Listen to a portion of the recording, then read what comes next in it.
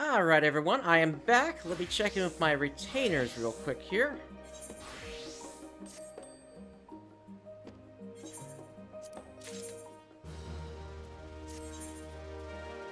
Okay. And assign again. And then I'm holding on to Gyros for the time being since that class is at max level for him. Alright, with that, let's hit the Aethernet shard and get ourselves over to the Annex.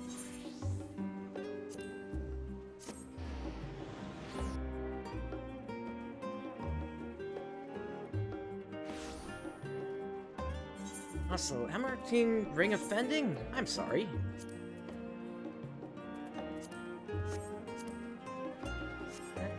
That just needs to be desynthesized right now. That's completely useless.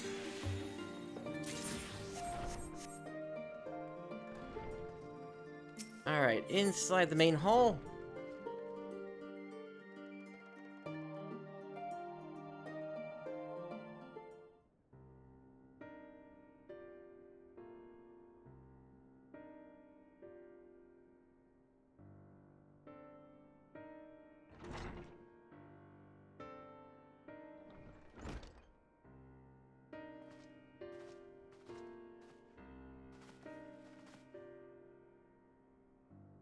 Not that I'm complaining, Orianger, but I wasn't expecting to see you quite so soon. Nor I thee. In extolling the virtues of Aetherius, I did inadvertently awaken in the Labyrinthos a desire to avert our beloved star's demise. Trial tells us you have obtained new knowledge that may aid us in our ongoing efforts.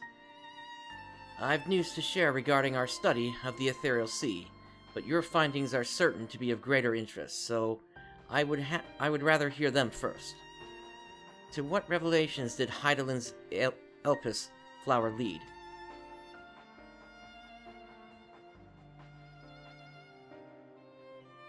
Where to start on this one?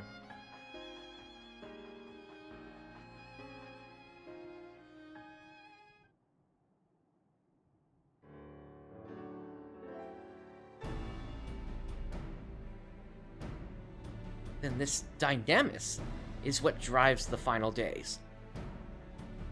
If it and Akasha are one and the same, this all but proves Nidhana's theory. Were an entity through sheer force of emotion to channel this vast dormant reservoir into a raging river, its power might surpass even that of ether. But if our star is so replete with ether, said entity would need to be outside its influence to effectively manipulate the dynamics of the great expanse. Meteion. Or rather, the sorrow and suffering of fallen civilizations that she has been hoarding for millennia. Untold anguish and fear and hatred drawn from every corner of the universe, all for a single purpose, the destruction of Aetherius. Then our foe is no longer someone unknowable, is some unknowable calamity. We have but one aim, to defeat Meteion. You make it sound so simple, but you're not wrong. Vanquish Meteion, and we deliver the world from the final days. But to even attempt it, there are two conditions. First, we must determine her location. Before Meteion escaped, an enchantment was placed upon her by Venat, the woman who would become Hydaelyn. The implications of temporal magics are not entirely understood, and so we cannot assume that Hydaelyn and the Venat you met in Elpis are one and the same. Nevertheless, due to her intrinsic qualities as an all-powerful being, I'd wager that Hydaelyn possesses the knowledge we seek. Whether she would share that knowledge with us, however, remains to be seen.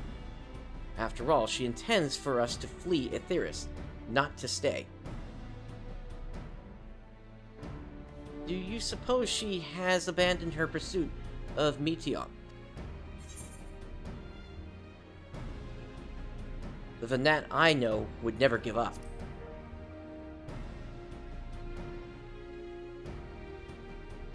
That's my impression too.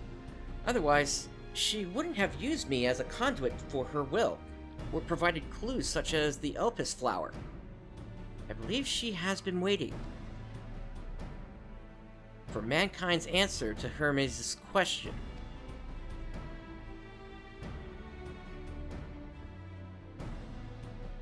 So what's the second condition? We must find a means to reach Meteion.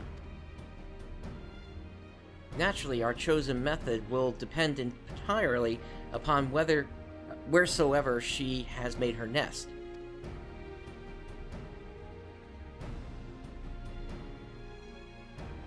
Then communing with Hydaelyn must by necessity come first. Did you and Master Matoya have any luck with your investigation into the Ethereal Sea? Sadly not.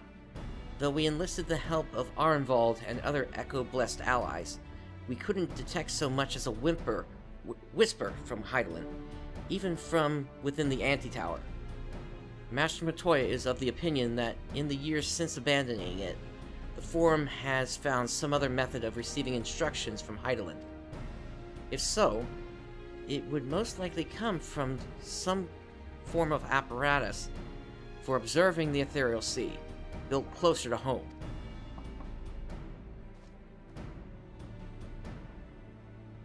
Sorry to interrupt, we just received word from the Forum. Your presence is required in the Rostra, where they intend to discuss the Great Exodus.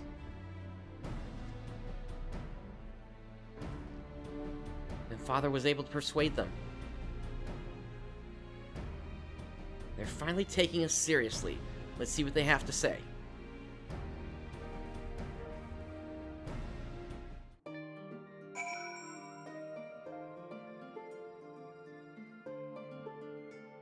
Alright, then let us make our way over to the Rostra.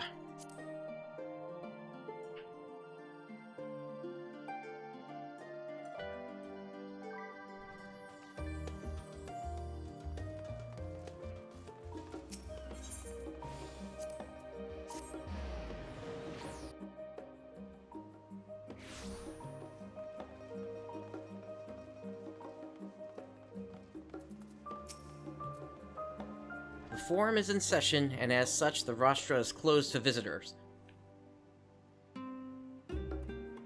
A sign of the 7th dawn? Very well, you may wait in the corridor. Of course, entry will only be permitted on the condition you leave your armaments at the door. Lest you forget, this sacred institution holds rational discourse in the highest. The implements of war are expressly forbidden.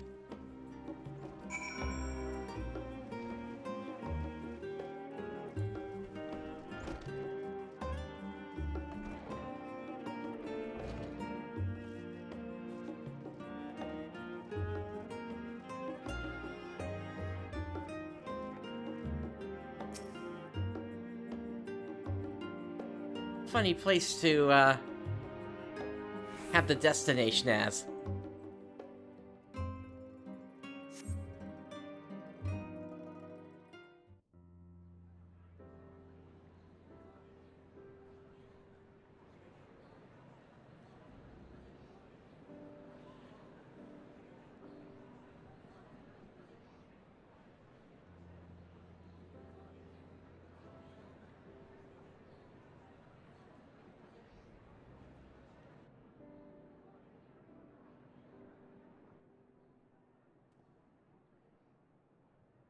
There is a matter I wish to raise with you before we enter.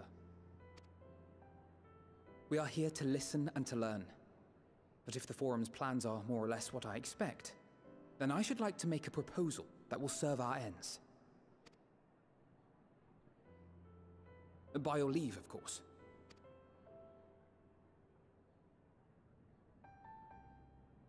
I don't see why not. Your words and wits have gotten us this far. Agreed. I will present our queries so that you may consider the most advantageous way to advance your proposal without distraction. Thank you, everyone. If I may have your attention, the ad hoc session will now commence. The purpose of today's assembly is to brief the scions of the Seventh Dawn at their request on the Great Exodus. You may enter.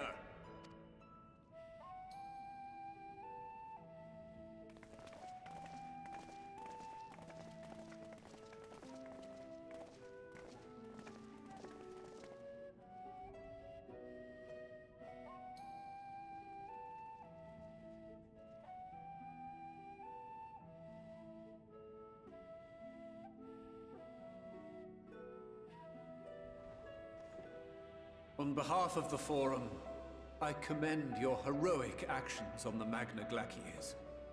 We shall not soon forget your service to us and the people of Rostra. The Satrap, whom we have informed of the refugees' new arrangements, sings your praises as well. As an expression of our gratitude, we will endeavor to answer your questions as fully and openly as we are able. Then let us begin.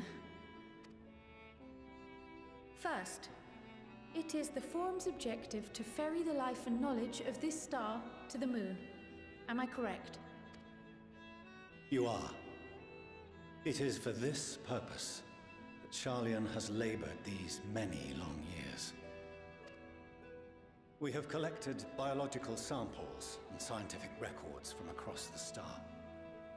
When the time comes, they will be moved from their places in Labyrinthos and Numenon and conveyed to safety. Once that critical task has been accomplished, we will begin transporting the Hydaelyn citizenry, which has been categorized into groups. The earliest arrivals are to ensure hospitable environs for those who come after. Following our people, we will send those of other nations in turn, beginning with our allies. A-Ruhn-Senna was foremost among these, but since the final days have already come to Thavnair, we saw fit to include the refugees with earlier groupings. An ambitious plan. You have accounted for the safety of all nations and tribes, then? As many as we can. And how, pray tell, do you decide who to leave behind? To journey beyond the sky is an unprecedented and immeasurably difficult endeavor. Introducing sources of inevitable conflict would condemn all to certain death.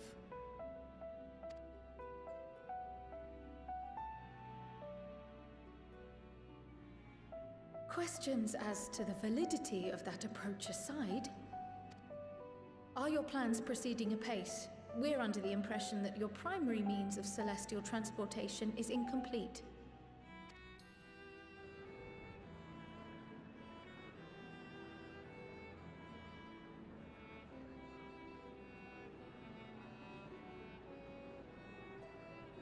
If only in that it does not meet our optimal parameters, that is correct. This Ark, as some have taken to calling it, is fully operational and could be launched even today. However, the final days have progressed more quickly than we anticipated. At present, the ship is incapable of attaining speeds sufficient to meet our evacuation targets. Should we put the vessel into service, as it is now, we will be unable to travel to the moon and back quickly enough to complete the necessary number of trips. Precious lives and knowledge will be lost. Seven hells. Is there anything to be done? The ether burner, the primary means of propulsion once the craft is in the space between stars, is undergoing testing to determine whether it can be made more efficient. Though cargo is being loaded for the initial phase of the Exodus, we are prepared to continue our experimentation up to the day before launch, should it prove necessary.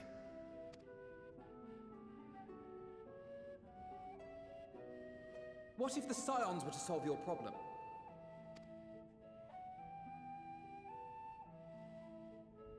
We shall help devise a means to improve the ether burner's efficiency, on 2 conditions. If we succeed, you must allow us to meet with Hydaelyn.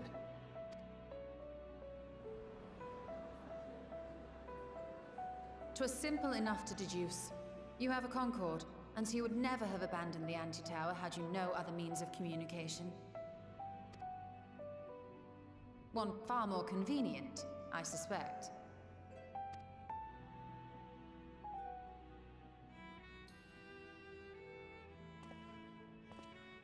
The second condition, also to be met upon our success, is that we be permitted to propose another use for your Ark.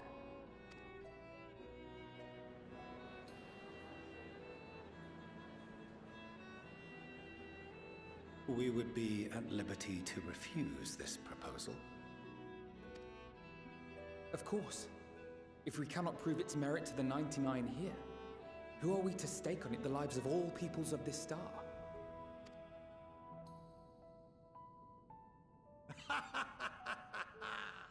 Delightful as always, Master Alphinaud.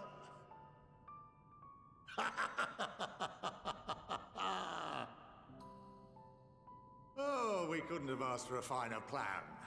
Allow us to solve this complex engineering problem of which we were entirely unaware until moments ago. What could possibly go wrong?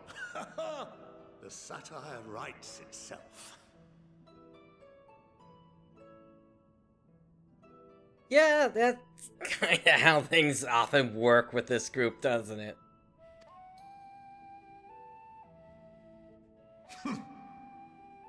Yet, what field has not benefited from a change in perspective? When we are at wit's end, what we need is not the same dry theories recited ad nauseam, but fresh inspiration.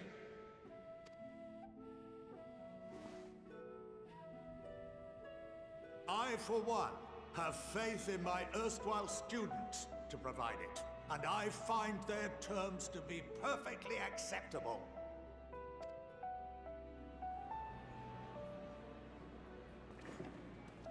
Order! Order! We have no time to waste on debate. I call a vote. All in favor of agreeing to the scions' terms?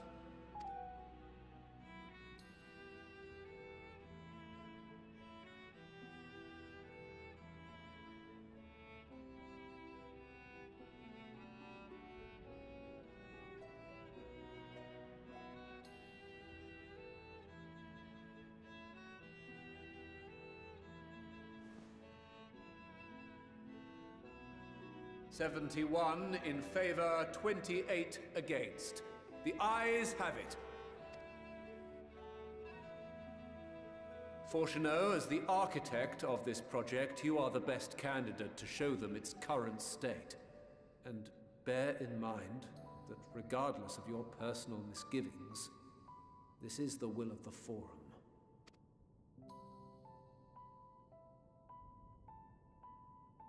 Very well. I call this session to a close. Return to your tasks with urgency. The final days wait for none.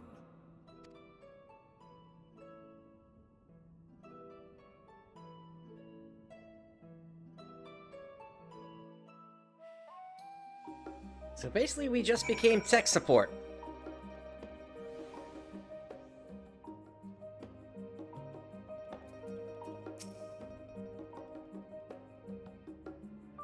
Sorry about not letting the rest of you in on my plan. I was admittedly thinking on my feet for the most part.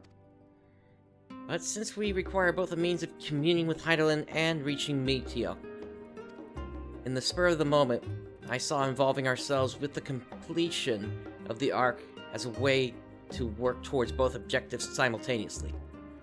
However, we must first keep our end of the bargain by solving the problem of the Aether Burner.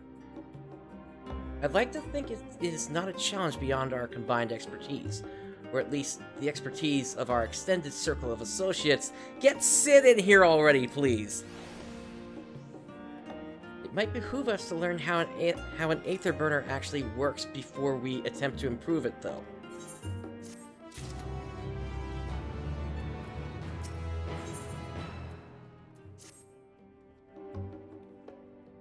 As instructed, I shall take you to see the aether burner. Meet me outside the Archeon. I trust you can make your own way there.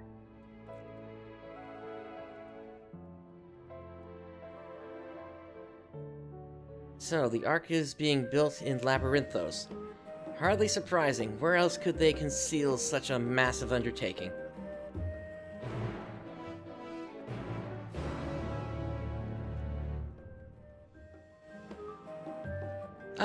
Potentially Matoya could also help, but if we're talking efficiency, I think Sid would probably be a better place to start, to be honest.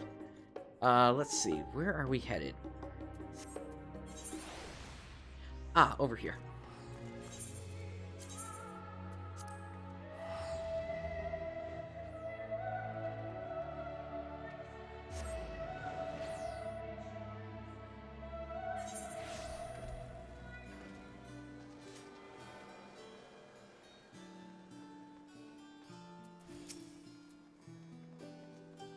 Our destination lies in the lower levels. The Form, in its wisdom, has granted you access to the Archeon's lift. Step inside and have Hydaelyn take you to the medial circuit.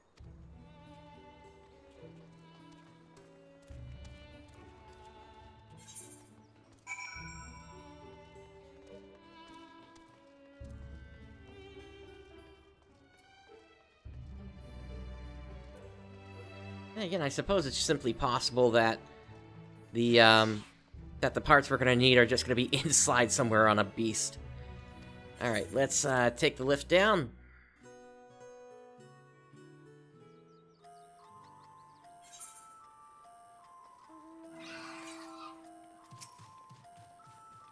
I have sent your associates ahead to Logisticon Alpha, on the other side of Mariel Agronomics. Actually, there is something I've been meaning to... No, never mind. It can wait. Let us attend to the matter at hand.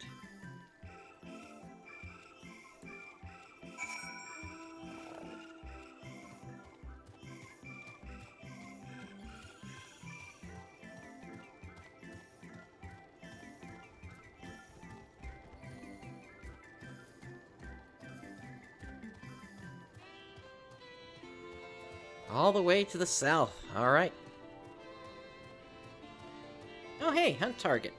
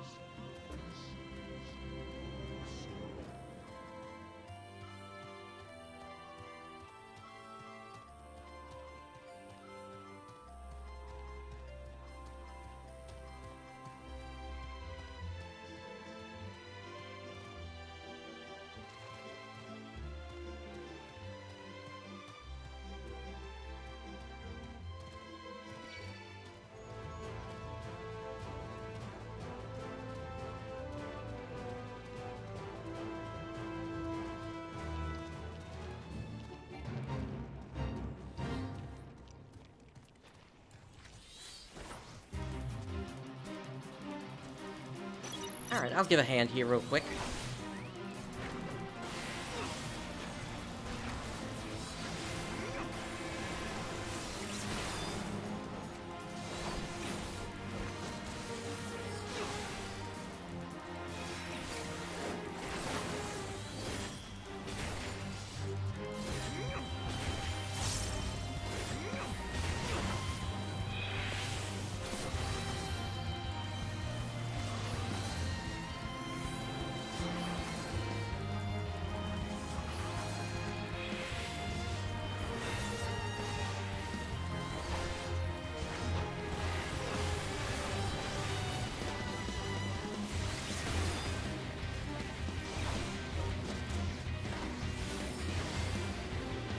some of these enemy names.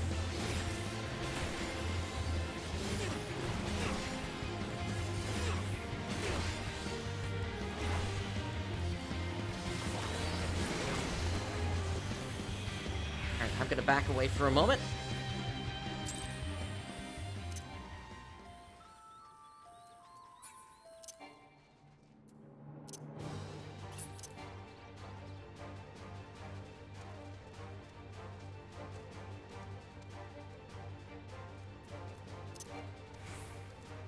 Still can't change, huh?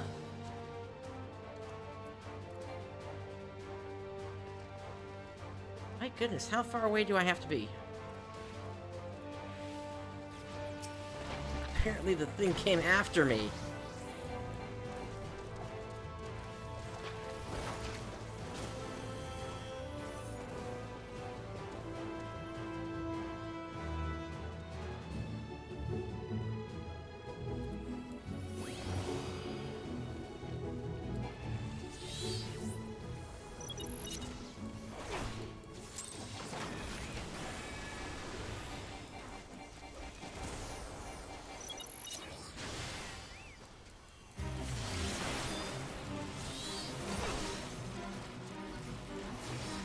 I'm surprised that happened. I didn't even have my tank stance on.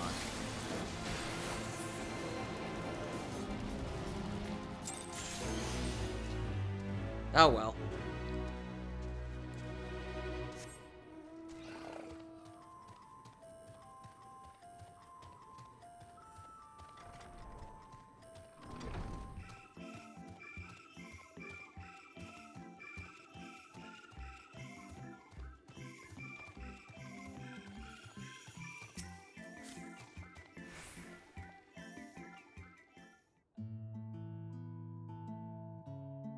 We are to wait here while our father arranges for us to use the next lift.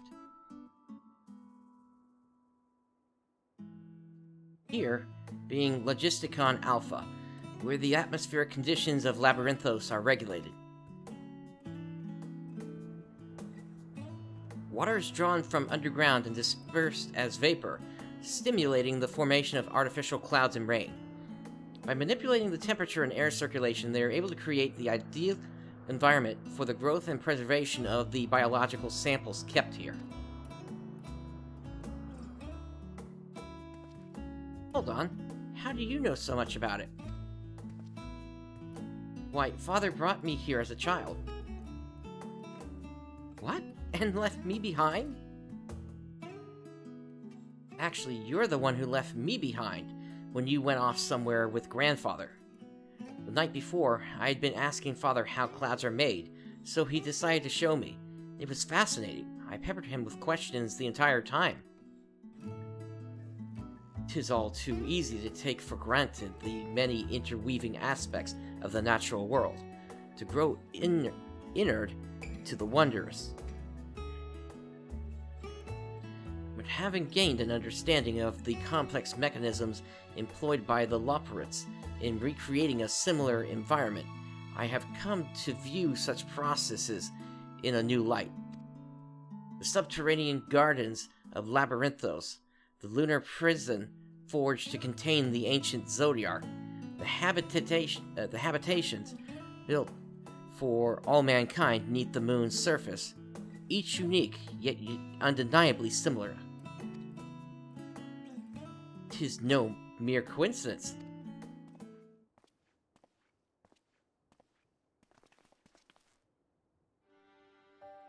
Ever since Hydaelyn unfolded to us the grim fate that awaits Aetherius, every essential resource we could spare has been delivered to Labyrinthos in preparation for the Great Exodus. But that is not all.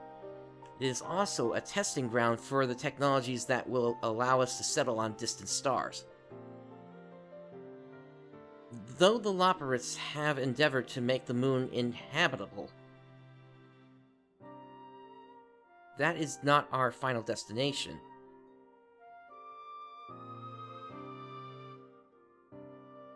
Well, the Labyrinthos have been... I think that's supposed to just be habitable and not inhabitable. Mankind must learn to propagate life where there is none, to thrive where all is barren. Alas, time is not on our side. I have arranged for you all to enter the central circuit. It is there that most of our preparations for the Great Exodus are carried out, the construction of the Ark among them.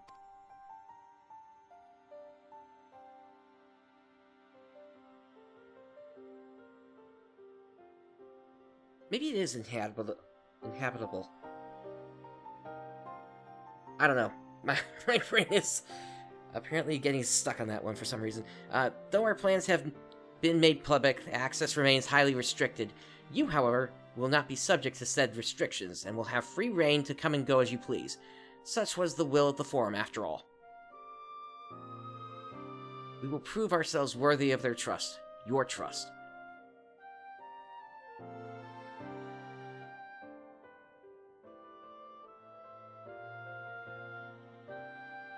Then let us proceed.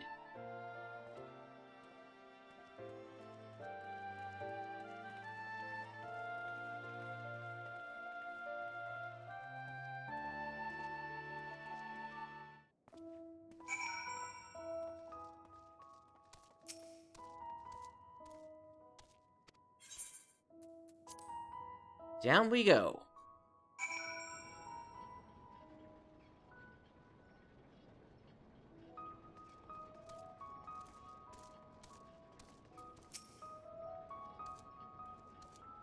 The Aether Burner is being constructed not far from here.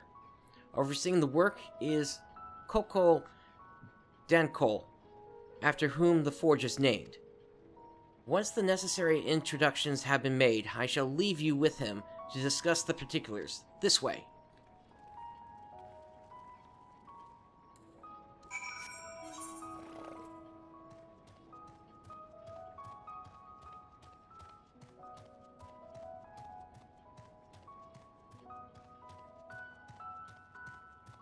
Down to the south, apparently.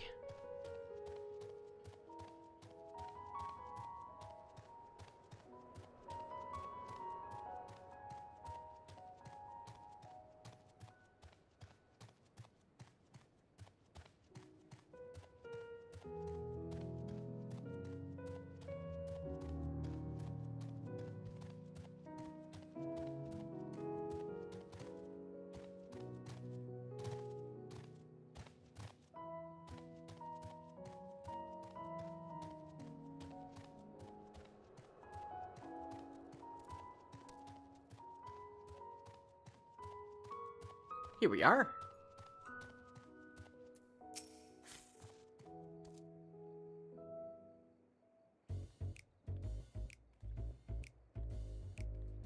I could swap them out. No, been there, done that.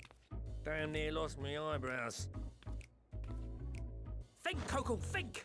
We'd be well on our way to paradise. Visionaries patting themselves on the backs for their grand accomplishments if you'd only think! Yes, that does sound rather lovely. Yeah! I mean, Master Force, you know, what a pleasant surprise. We're not blasting off already, are we? The schedule remains unchanged, for better or worse. Which is why the Forum has elected to accept assistance in resolving the Ether Burner conundrum.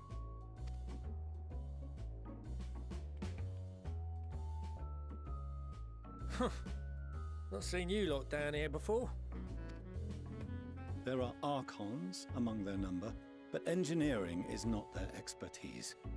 Nevertheless, the Forum concedes the slim possibility that they may have insights to offer. If not, you are at liberty to return them to the surface, by whatever means you see fit. I assure you that won't be necessary. Now, about your troubles with the Ether Burner. Aye, aye, I'll walk you through it. Suppose I could do with a change of pace. As the name ought to tell you, the Ether Burner burns ether, ambient or otherwise, and transforms it into motive force. Think of it like a giant bomb that never stops exploding. Even out in that black void where the ether's right sparse, it's strong enough to move our arc. And it probably won't kill you like an actual bomb. But it ain't perfect. According to my calculations, to travel to the moon and back fast enough for the forum's liking, the conversion rate needs to be 6% more efficient. 6%? Is that all? A measly 6%, you say? But if I could have squeezed even another 0.6 out of it, don't you think I'd have built it that way in the first place? Hast thou consulted with the Loporits? Yes, they too are conducting their own research, for lack of a ready answer. The moon's propulsion systems are considerable, naturally, yet they are commensurately massive. It is no easy feat to convert their technology into an efficient means of propulsion for a teeny tiny toy boat, as they say, and as I most certainly do not. Yes, exactly! Damn it all, I asked for refined adamantite and they send me uppity rabbits with inscrutable, ancient, incompatible technology! You're trying to drive me mad! Do you speak of Allegan refined adamantite, perchance? You know of it? Only in the most general terms, I'm afraid. 'Twas an alloy of Allegan make, but the secrets of its production were closely guarded. As I recall, the record stated it was vital to Dalamud's construction and launch. Aye, that's the stuff. No material more conductive far as I know. Slotting some ends like blowing up a dam and watching the river of ether come rushing through. Ain't a living soul that knows how to make it though. We were fortunate enough to salvage some for the ether burner, just a wee bit, mind, from a chunk of Dalamud that came hurtling into the Northern Empty during the calamity. With more, well, that extra 6% efficiency would be child's play. It's a crying shame that we've no other sources. Surely the many shards of Dalamud scattered throughout Eorzea would suffice. Why not get the refined adamantite from them? Oh, we tried, believe you me. But only a few specialised pieces would have had any in them to begin with. Drive calls from Ragnarok-class internment hulks. Those are the prize bits we really need. According to the Gleaners, getting to them means delving deep into the shards. And the defences are still very operational and very eager to blow them up. It's rough going in there, even for the cream. Not sure they'd make it out alive. Sounds like a perfect opportunity for a solo duty. Weren't we near that part of the Ragnarok when we went to destroy Bahamut?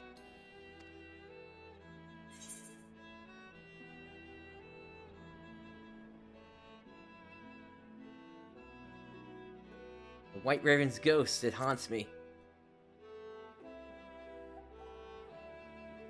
Heavens, are you all right? You look pale as a... Well...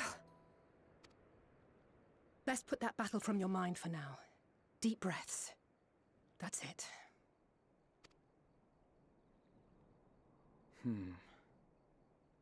There are multiple internment hulks in Eorzea alone, so handling this ourselves may not be the most efficient option. Rather, if we could salvage adamantite from the shards simultaneously... Thancred, is the link shell we established before you went to Garlemald still active? Of course. The floor is yours.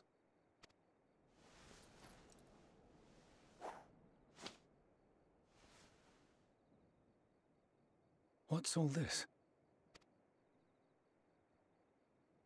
Gathering firewood, so to speak. We alone can accomplish little, but joined by others, we may yet build a bonfire to carry us heavensward. This is Alphinaud. The scions have need of you.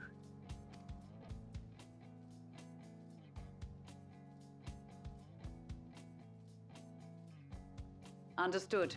I will contact the Lord Commander and dispatch our finest at once. My sisters are somewhat preoccupied with the final days, so I will lead the 12-Sword expedition myself.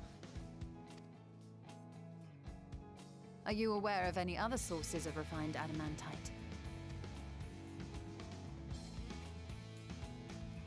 Logically, such an invaluable alloy would have been utilized solely where absolutely necessary, in components intended to conduct or collect surpassing amounts of ether.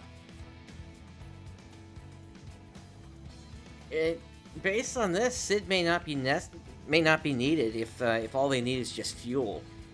And what Graha is saying here is we might get some more from the Crystal Tower potentially. Any extant instrumentation or devices would have likely found their way into the hands of etherologists or enthusiasts.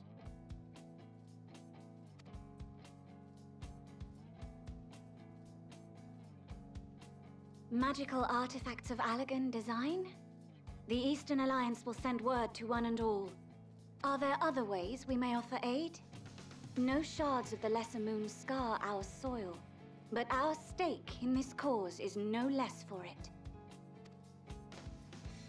Is there anything in Othard that might be of use to you?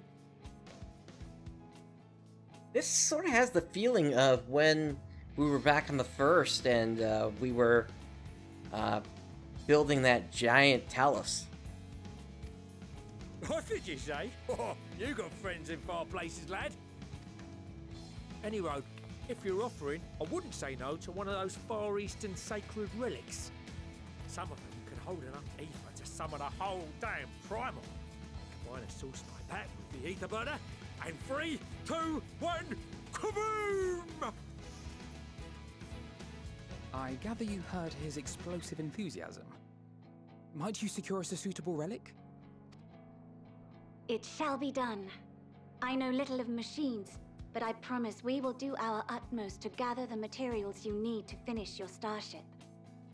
I am glad for the work, in truth. Better to busy oneself than wait and fret over disasters foretold. Then why are we all still standing about yapping? There's plunder for the taking. And I'm a born plunderer. I'll be an old Charlian before you know it. Start mixing the grog. I'm certain that can be arranged. Thank you all, and do be careful. Just like that. Aye, just like that. Our refined adamantite is on its way. Now let us consider our next steps, shall we? There's yet much to be done.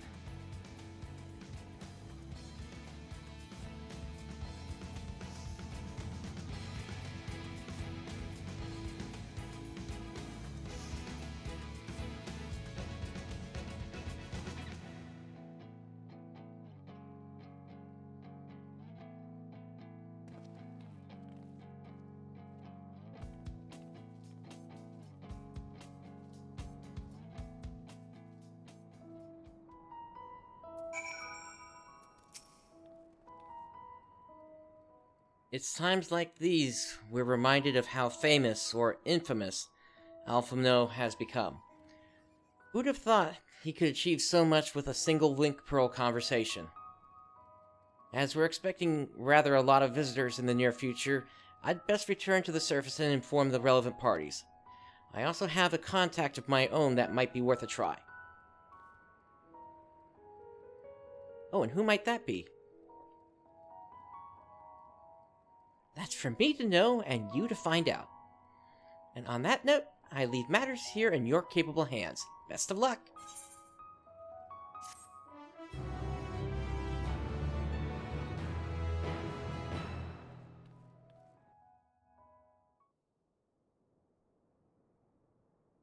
Meanwhile, in Ul'dah,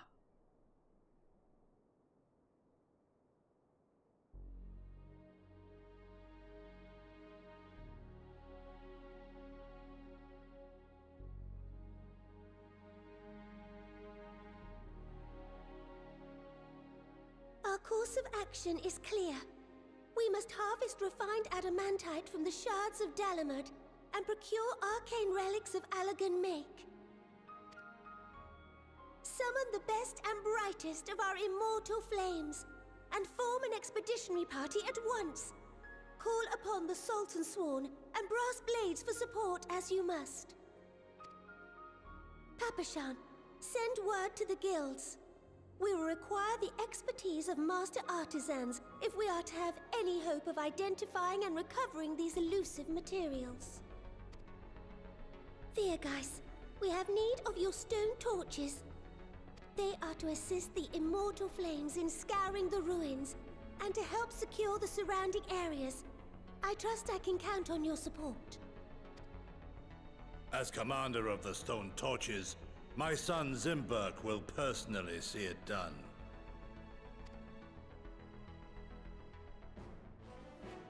Pippin, I would have you lead the raiding party. Assemble your finest, and with Tizona's blade clear the way. Lord Lolorito, I pray you take charge of the search for Allagan relics. Surely you know of some being traded on open or clandestine markets, or sleeping in collectors' vaults. Of course, I ask not that you do this out of the kindness of your heart. By all means, profit on the transactions. I wish you the joy of it. The final days descend upon our world. If circumstances are truly as dire as they say, Uldar's best efforts may be for naught. She's really grown since that day under the Sultan tree. And yet, when we Eorzeans rose from the ashes to rebuild our broken realm, did we not learn one simple truth?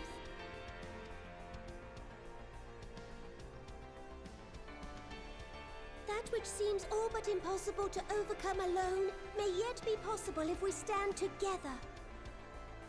It was the scions who united us then, and it is the scions who call upon us now. Uldar will answer that call. We will summon our courage and join the fight for our world's future. You know your duties. I, Nanamo Ulnamo, 17th in the line of Ul, bid you good luck and Godspeed.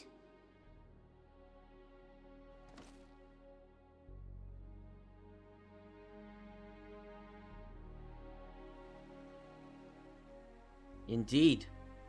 Meanwhile, in the Black Shroud, and I need to pause whatever the next conversation is here in just a moment, whenever it gives me an opportunity.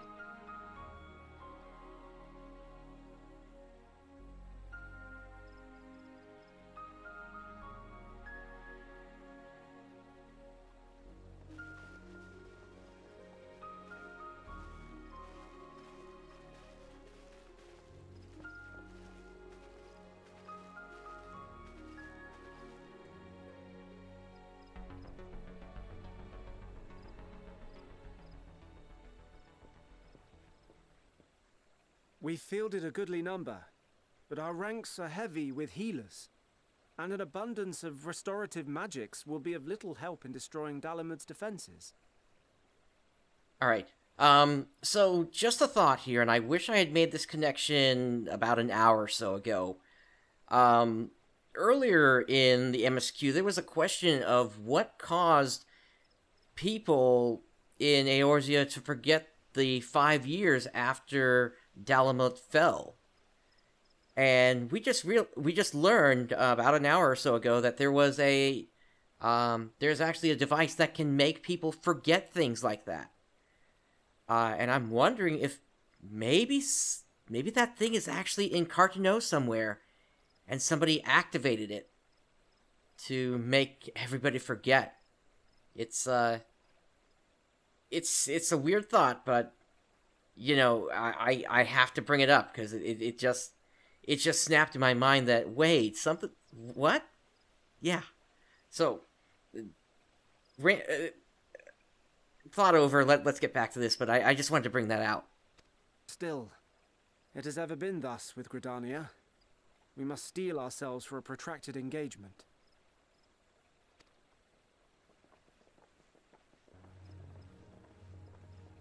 In that case, might I suggest taking us along?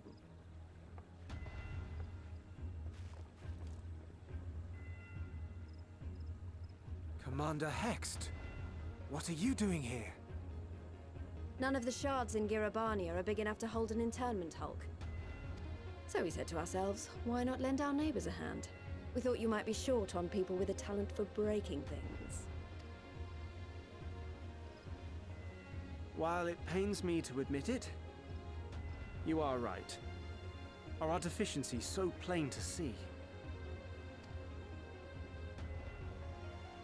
It might have been a lifetime ago, but I was once one of the scions assigned to the Shroud.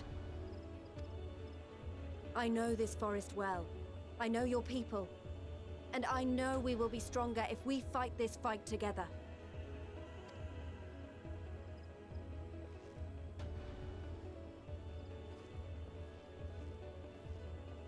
Then I will impose upon you with a clear conscience. Come, let us speak of how to integrate our forces.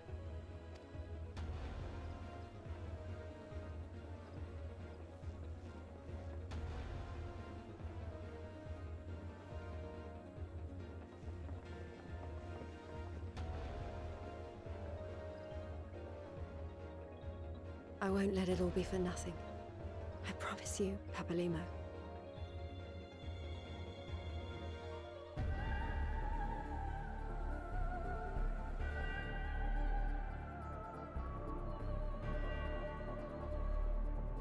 Meanwhile, in Quarthus.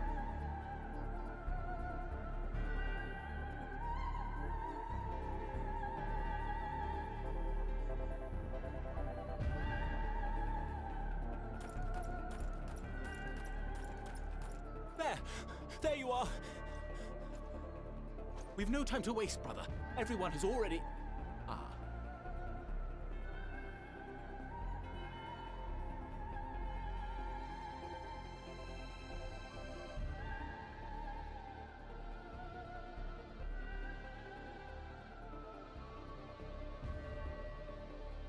That's hitting hard, Yoshi P.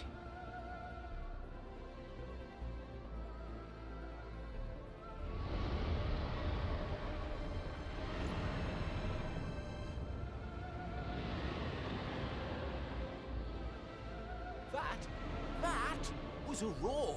A dragon's roar!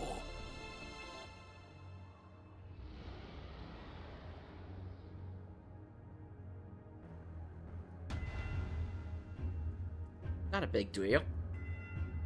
Meanwhile, in the Ruby Sea...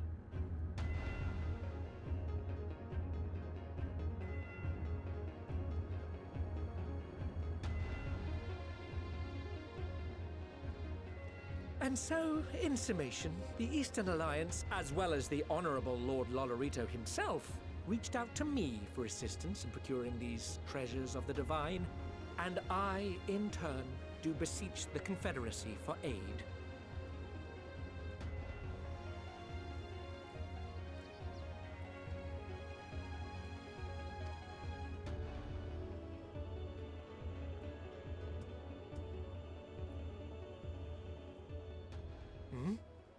Is that...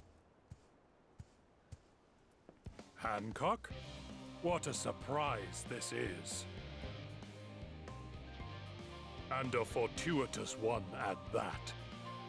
I have a favor to ask, you see.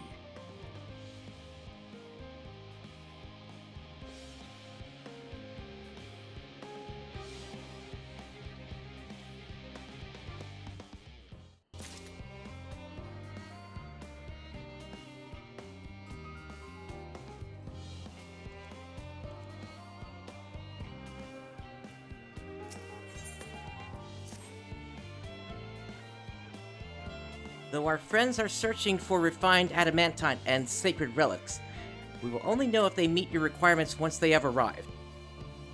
In the meantime, is there aught else we might do to be of service? Ha! You've already done more than enough. If I had to say, though, I could use someone who knows a thing or two about elegant technology. You there, the lad with the red eyes and matching hair. You seem to know more than the average scholar.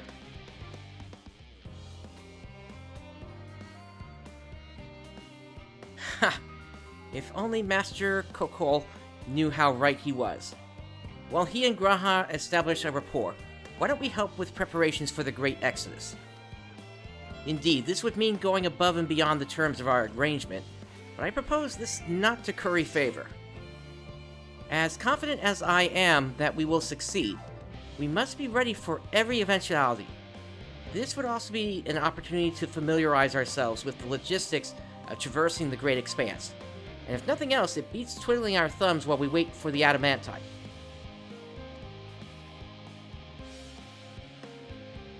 No kidding about that, Rooks. Well, ain't you a bunch of helpful buggers? If you've a mind to lend a hand, I know where you ought to go. Charlian Hamlet is lousy with researchers and scholarly types, busying themselves preparing for the Exodus. Ha! That lot need all the help they can get.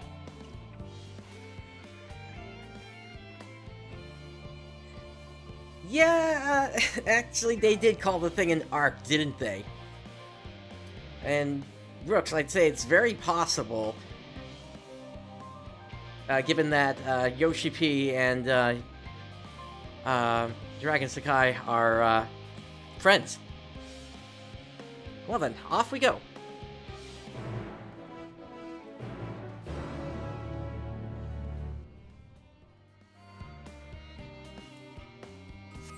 Alright, so we are headed back to the north.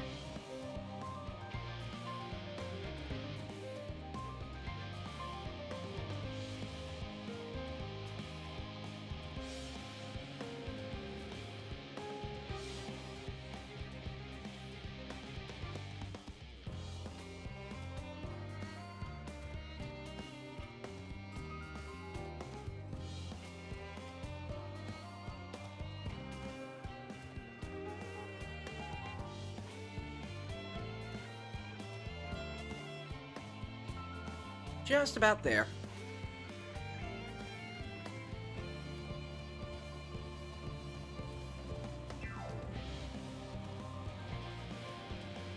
Why do I get the feeling we're going to be hearing this music for the next hour, though? I mean, I get it. It's probably going to be the thing. Kind of the same thing that happened with Shadowbringers as well. Well met, Traveler. So, once again, a Chocobo Keep, just grabbing the point there.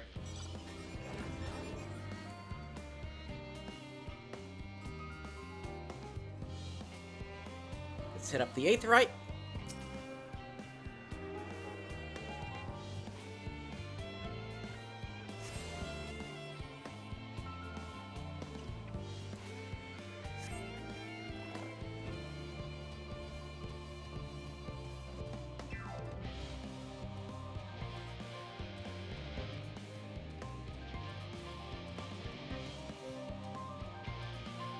Alright, and let us speak to Alice. From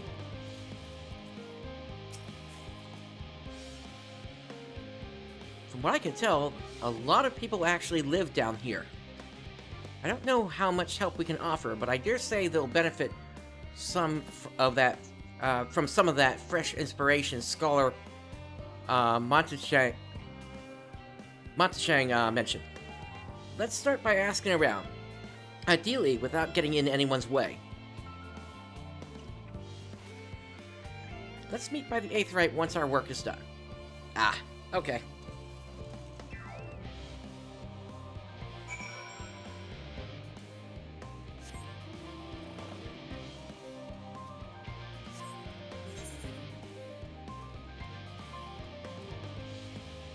Looks like somebody over here needs help, actually.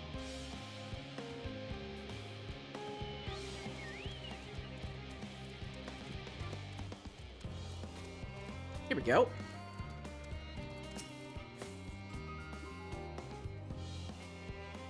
Helping with the Ark, even with all the power Master Kokol's managed to squeeze out of the Aether Burner, it's still not enough apparently.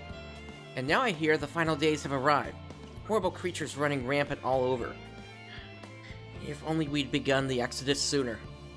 People are dying, and there will be no end to it if we don't fulfill our duties.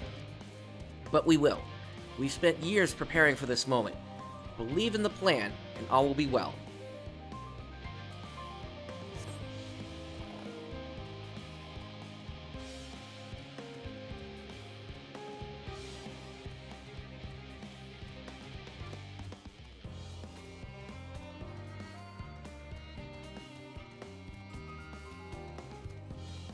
Here's another. Oh, hello. Are you one of the new helpers? Working on the Aether Burner. Oh dear, I hear things have come to a standstill on that front. Even so, I'd choose that over my current duties. Checking and loading samples, day in, day out, it's tiring, thankless work. Still, no one will be cross if I misplace a few legumes or what have you. The Forum's got enough on their plate as it is, what with deciding who gets to board the Ark and when. Lots of powerful people have opinions about that. My heart goes out to Master Fortunal and the others. Hardly get a moment's rest, I expect. Do they even have time to sleep?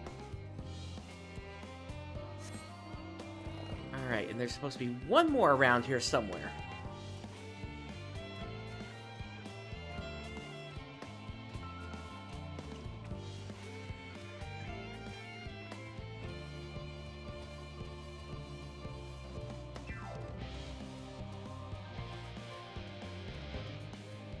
It might be slightly outside, actually.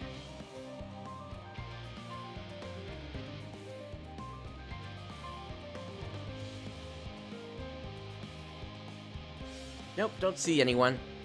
I'll try a little further up then.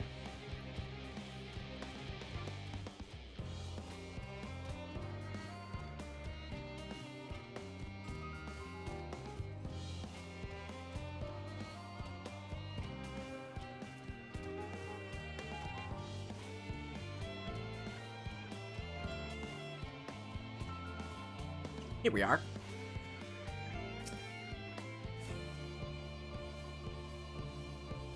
Offering to help?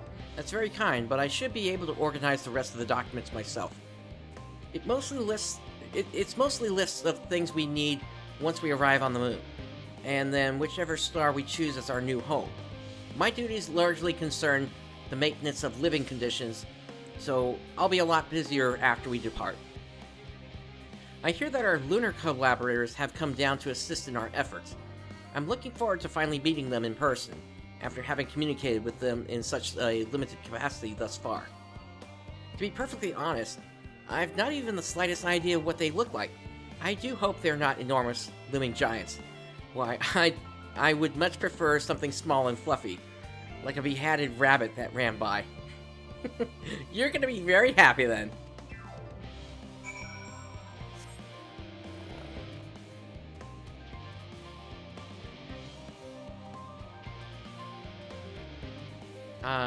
Beheaded rabbit?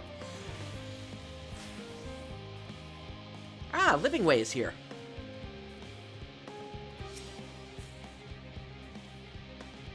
Fancy meeting you here, Prince.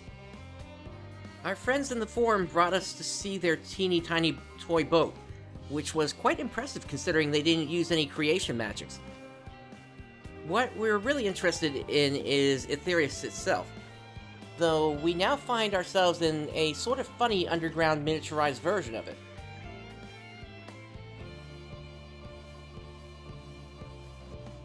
We were hoping the forum would give us a guided tour, but it appears they're rather preoccupied. Honestly, all that time to prepare, and they're still not ready. I suppose we'll just have to show ourselves around, or at least that's what we were planning to do until we chanced upon Rianger and your good self. Since you're both dawdling about, engaging in idle chit-chat, perhaps you could show us a few points of interest. Won't that be fun?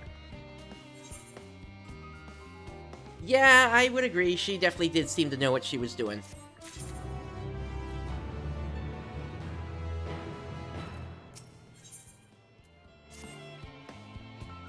A tour of Labyrinthos. An unexpected yet prudent suggestion. Given the similarities betwixt this artificial environment and Bestway's burrow, would be in our best interest to have the Labyrinthos acquaint themselves with those conditions deemed optimal by their Sharlayan collaborators. I fear, however, that continued reliance upon my limited knowledge would risk narrowing rather than broadening their perspectives. Mayhap thou art better suited to lead this venture? What a marvelous idea! Might we begin with that great big what's-it over yonder? Ah yes, the what's-it. I shall leave its explanation to Prince.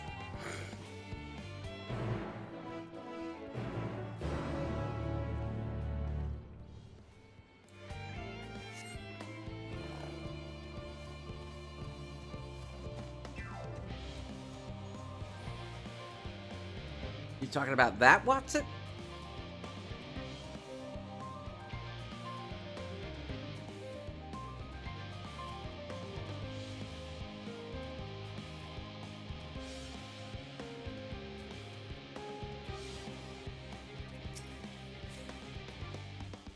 Goodness me! To build something so large without creation magics is positively stupendous. Perhaps you could direct our attention to its most important features.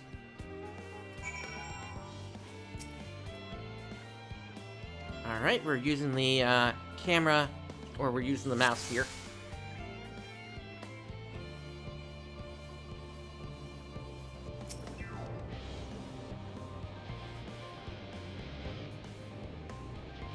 Is that water right here from inside the great big tube?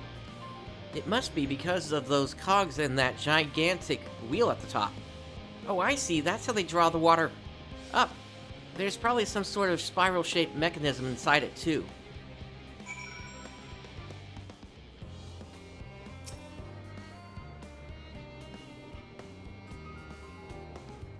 It's a little hard to see from here, but is that a golden pipe connected to the top of those tanks? And I can see through that window another pipe at the bottom. Ah, that must be for purifying water drawn up from below. And then we're looking for the mushroom thingy.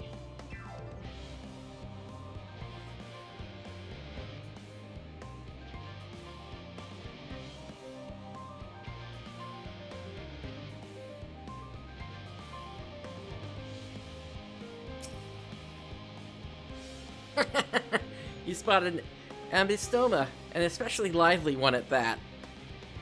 It would appear that the concept you observed in another time, another place, was approved for life in the wider world, somehow. Now that's a fun find there. Now where's this mushroom-like thing? Oh, this here.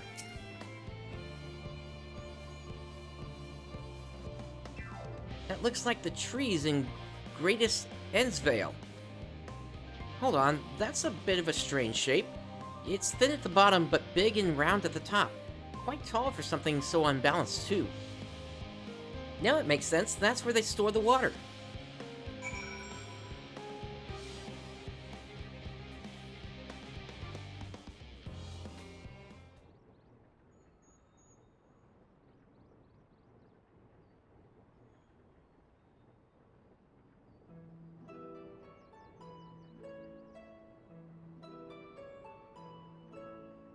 Well, if I were to hazard a guess, water drawn from underground, presumably with some other mechanism, is purified here and stored in that tower before being distributed elsewhere. I'm right, aren't I? I knew it. A design brilliant in its simplicity. I dare say it would take only a moment to install in even the harshest of environments. For us Labyrinthos, that is. Indeed, securing a reliable source of water is of the utmost importance for any fledgling settlement. We have read, however, that peoples of Aetheris sometimes make their homes in arid deserts and such. How are they able to survive?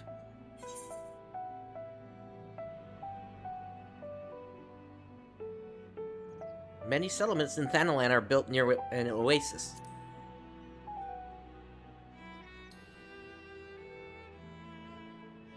So wherever you choose to live, you're never far from water.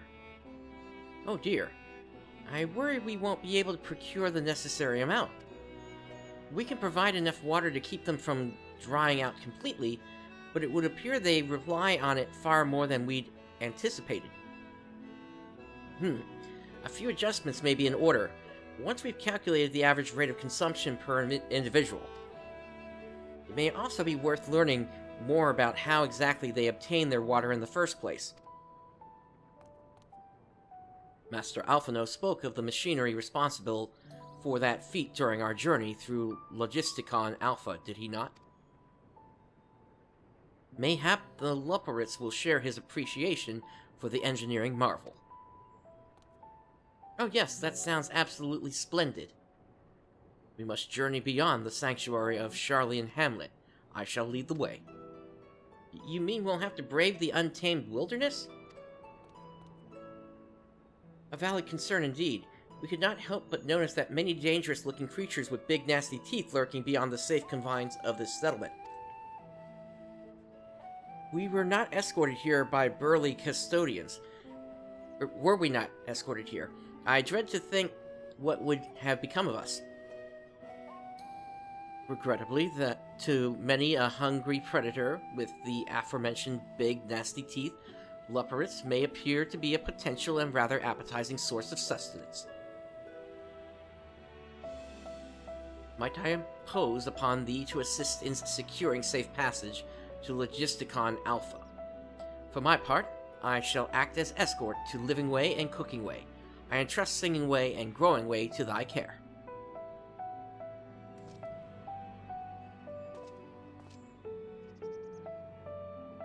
A more valiant protector they could not wish for. Godspeed.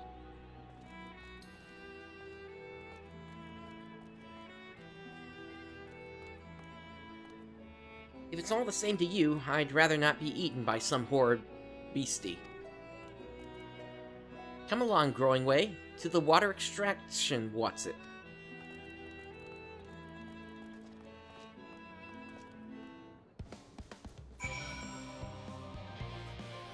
And yep, it looks like we are stuck with this music for quite some time here. Oh well.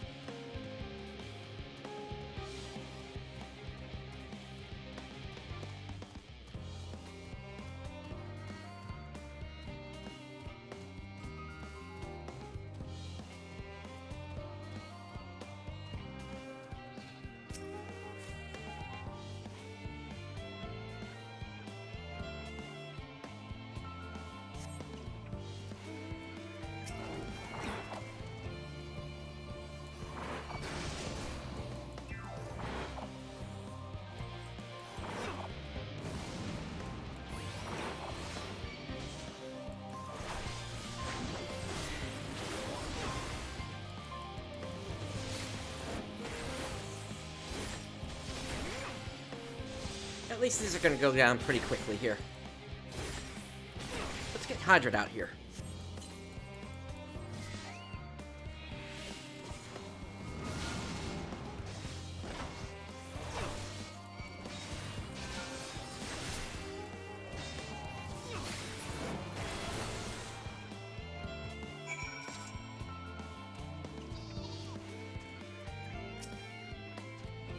Thank you so much.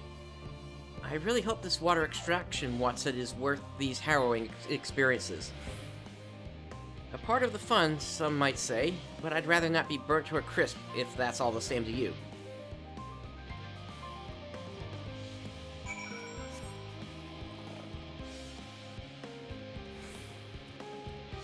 And we head further south.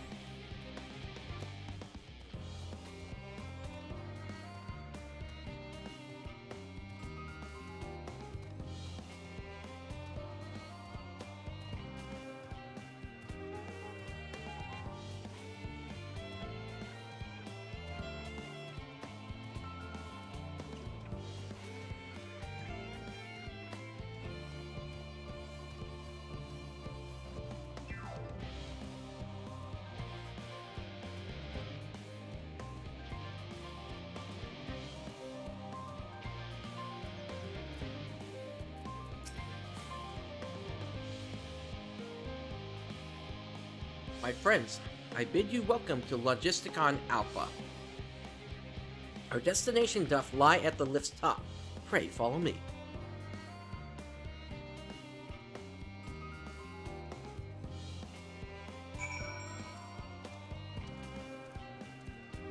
Alright, up the lift we go.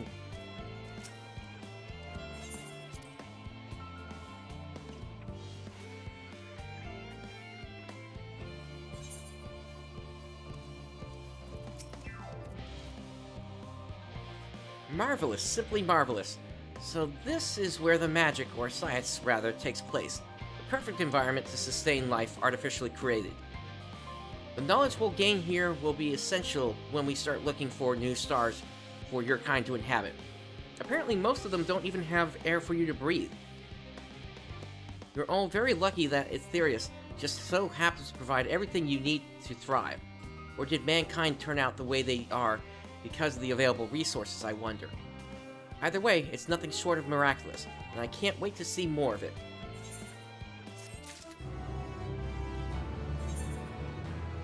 Alright.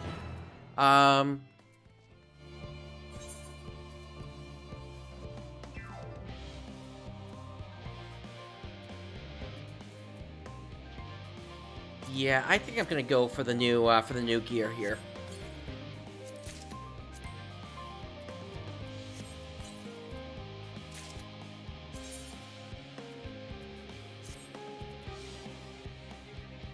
Oh, that's not that bad of a look.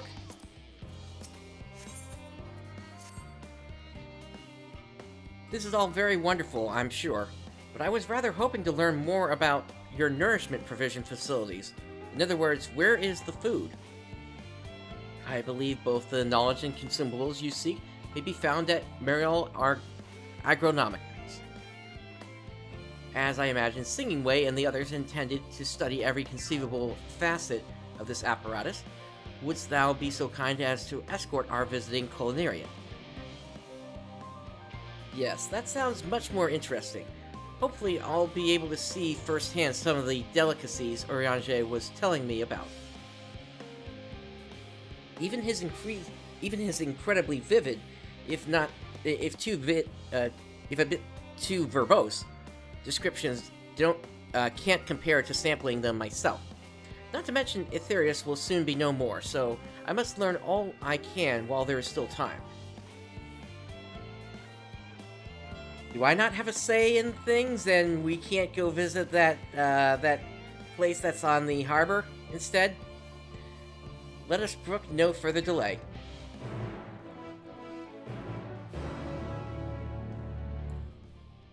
Alright, we head north.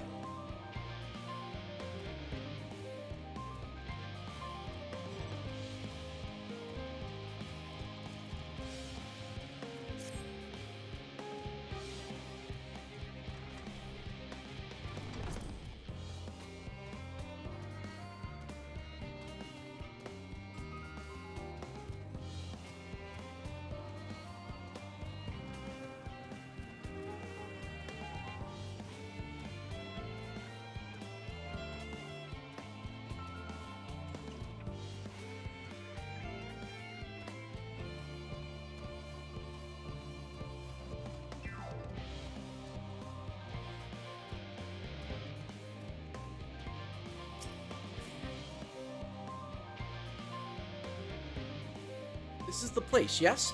The heady aroma was enough to guide me here, and I've spotted several of the fruit and vegetables featured in our compendium. I'd dearly love to try some, but I read that those who help themselves to a farmer's crops without permission are often caught and put into pies. Perhaps you could ask whoever's in charge if they'd be willing to part with a few samples. Cooking Way is now accompanying you. Alright. Let's head inside.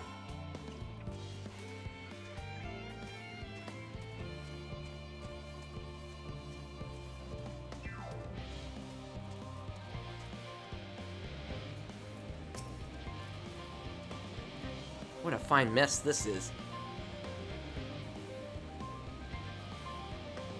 Ah, it's you, the one who climbed down the mine shaft. I'd show you around if I could, but I'm rushed off my feet preparing for the exodus. And I'm not the only one. We've all got to find ways to do what we do down here up there. First on the moon, then on whichever star the Forum decides will become our new home. It's all so sudden, so unreal. Don't you want to go to the moon? Well, it's better than waiting for the final days to claim us. But no matter how carefully it's all planned, we'll never be able to take every variety of flora and fauna with us. Even the ones we can take may not survive in their new environment, so many species doomed to extinction. Sorry, that's not what you came to talk about, is it? Nothing quite so dire, I assure you. We merely wish to sample a little of your produce, if we may. By all means, help yourselves.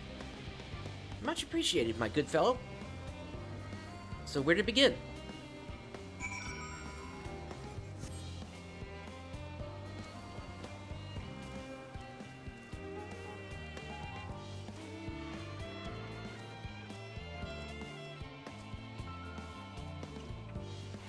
That looks like the spot over there.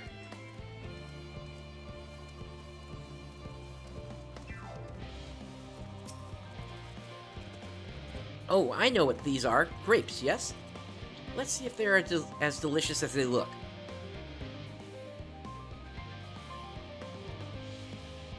So sweet, so sour. The taste is like a ripe philosopher's carrot, and yet the texture is entirely different. The contrast between the outer skin and the fruit within is most peculiar, though far from unpleasant. Yes, I think I'll try another.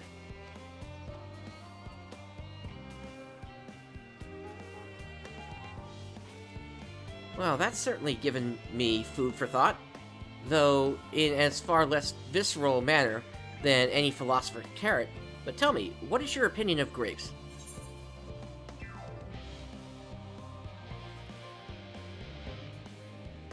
I'd brave an erupting volcano for a choice bunch.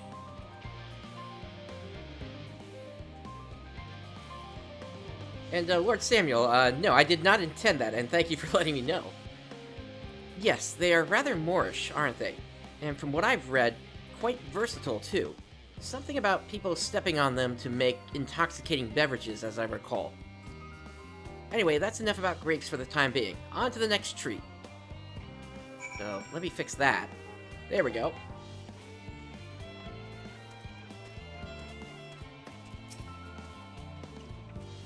Orange by name, orange by nature. What came first, the fruit or the color? Who cares? Let's eat.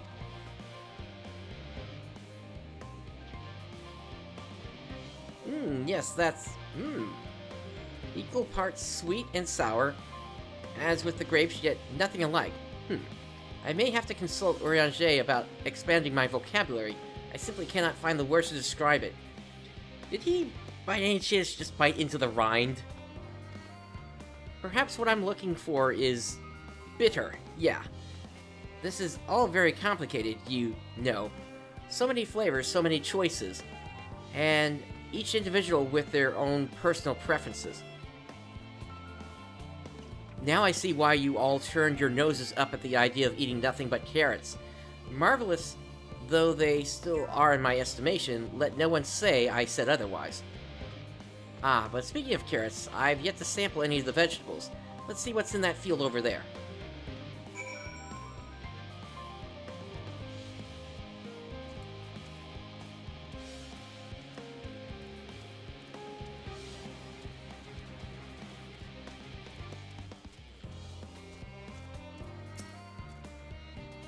That color, that texture, are they some sort of enormous round carrot?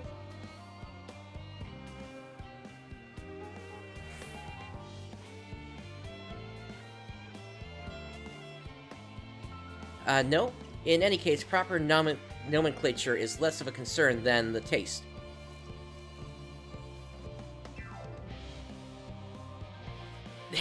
It's so hard and flavorless. I may as well be chewing a piece of wood. That all but confirms it. These are nothing more than misbegotten failures masquerading as goodly carrots. Stop, stop, stop. Can't you see these are pumpkins? And nobody with any sense would try eating them raw. You're supposed to cook them first. do you not find it an awful bother? Far from it. Cooking is a joy unto itself. And what's more, it broadens the range of ingredients that we may safely eat. Above all else, cooking allows us to draw out the full potential of our produce. Pumpkin stew has been one of my favorite dishes for as long as I can remember. And perhaps even these hard blocks of plant matter can become as delicious as the orange I sampled. I wonder though, if there is anything even more delicious. How about that yellow fruit over yonder?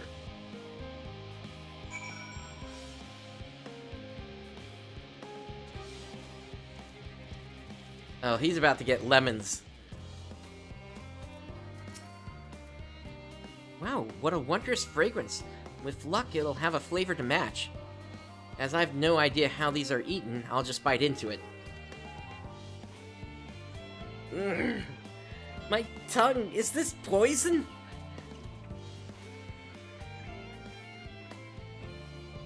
A lemon? You mean it's supposed to taste like this? How can something so similar to an orange be so revolting? It may be some time before my palate recovers from this ordeal. As such, I had best call an end to this round of sampling. Let's say our farewells and return to the others.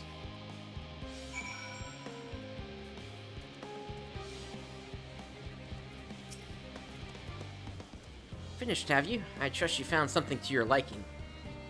I'm rather enamored with the grapes and oranges, less so the pumpkin, though I learned the hard way they're not to be eaten raw. Then there was the lemon, the deceiver. I feel so violated. Ha! First time, was it? I'd hate for you to leave with a bad taste in your mouth, in more ways than one, so I'll give you this lemon muffin I baked. If this doesn't change your opinion, nothing will. More lemon? Have I not suffered enough?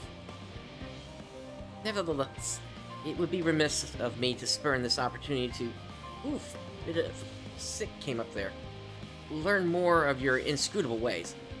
Very well, lemon muffin. Do your worst. I still would like to take this guy for a burger.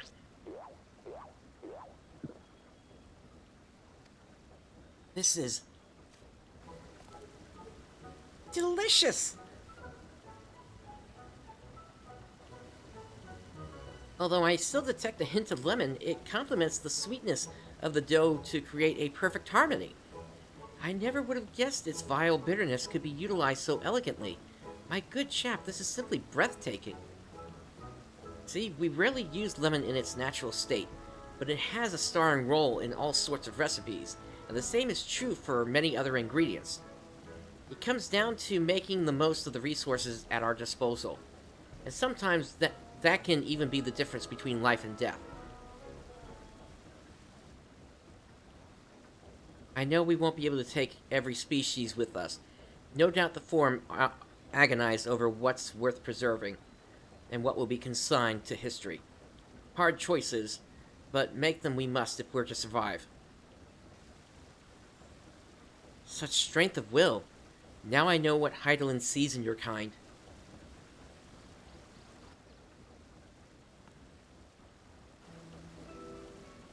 Mankind, the Labyrinthos.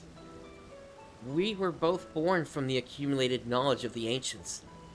They learned all there is to learn about the nature of sentient life, and the fates of the stars themselves.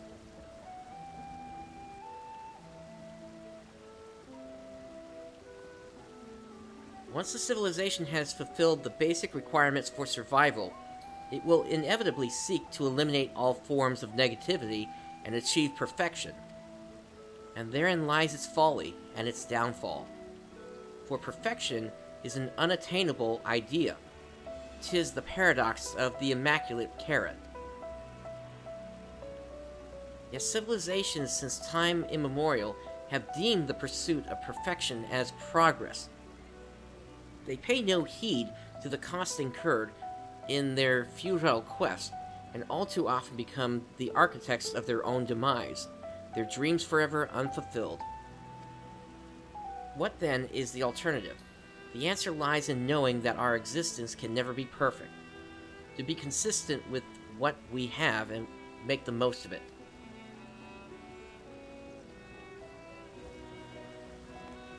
When life gives you lemons, make lemon muffins. Close enough. Pardon my Eorzean, but what in the seven hells are you on about? And who are you, anyway? Cooking Way, at your service. I'm here to help prepare for the trip to the moon. And once you get there, you'll be able to try my carrots. I've been growing all different kinds. Yeah, definitely. This would be useful for the Photoners to have come across. But don't worry, there will be room for your crops too. We'll work together to preserve as many of Aetheris' species as possible, if you're up to the challenge. Yes, of course, I look forward to it. Well, this has all been highly productive. Probably. Let's go and see if Oranger and the others have run out of machinery to inspect, shall we?